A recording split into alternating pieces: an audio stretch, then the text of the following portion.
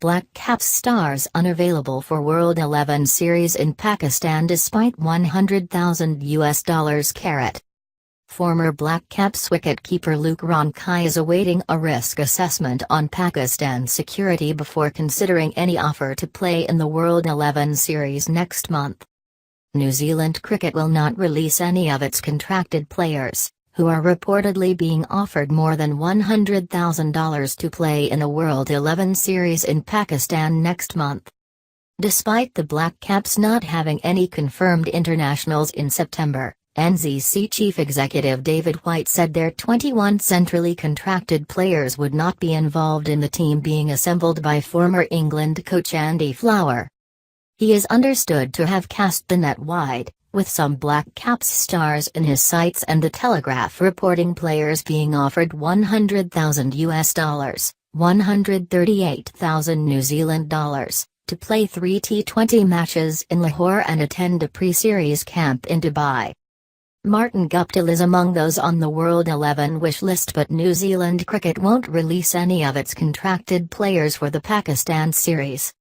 But NZC would not stand in the way of recent internationals like Luke Ronchi, who is on the wish list, or Brendan McCullum if they opted in, pending a risk assessment by security expert Reg Dickinson for the Federation of International Cricketers Association, FICA. For the contracted players, it's highly likely they will be unavailable for Pakistan, due to other international commitments that I can't say any more about at this stage, White said. This is understood to be a New Zealand tour of the subcontinent, which will be followed by 3 ODIs and 3 2020s in India on yet-to-be-confirmed dates in October. For the non-contracted players, there's ongoing security advice from the ICC, and I know the Players Association has sought independent security advice as well. They'll be guided by that advice and make a decision, and they would have to assume the risk of going to Pakistan. NZC still needs to issue no objection certificates, NOC, for non-contracted players like McCullum, Ronchi or Grant Elliott to appear in overseas 2020 leagues or the proposed 3 T20s in Pakistan on September 21, 23 and 27. White said NZC would comply if any non-contracted player accepted Flower's invitation to tour Pakistan, which has only hosted a Zimbabwe tour in 2015 since Sri Lanka's team bus was attacked by gunmen in Lahore in 2009. New Zealand last toured Pakistan in 2003, when Chris Cairns led a team shorn of frontline players in 5 ODIs, a year after a bomb blast outside their Karachi hotel cut short their tour in May 2002. Asked if his stance on NZC contracted players was a convenient excuse to save stars like Martin Guptill or Trent Boult having to make a tricky decision on their safety, White said, "It's reality. We can't announce it yet, but there's a fairly strong possibility we'll have international commitments over that period that would preclude the players participating."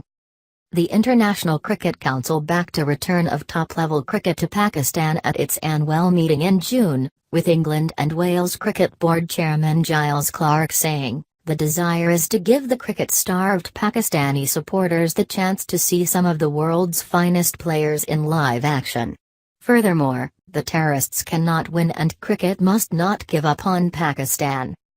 Earlier this year, FICA warned players not to travel to Pakistan, but the Pakistan Super League final was played without incident in Lahore in March after the rest of the tournament was staged in the UAE. Nathan McCullum was the only New Zealander in either of the teams who made the final, and he joined several others in withdrawing due to safety concerns.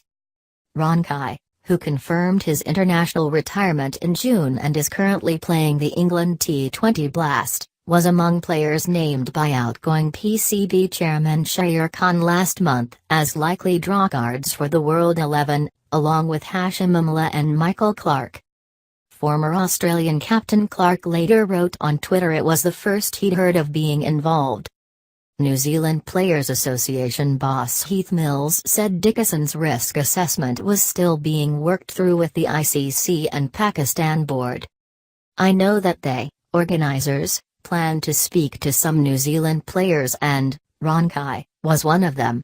We've advised them all that FICA are currently working through getting a risk assessment completed and will be sending it out to the guys so they can make up their minds if they decide they want to go, as to whether the risk is worth it.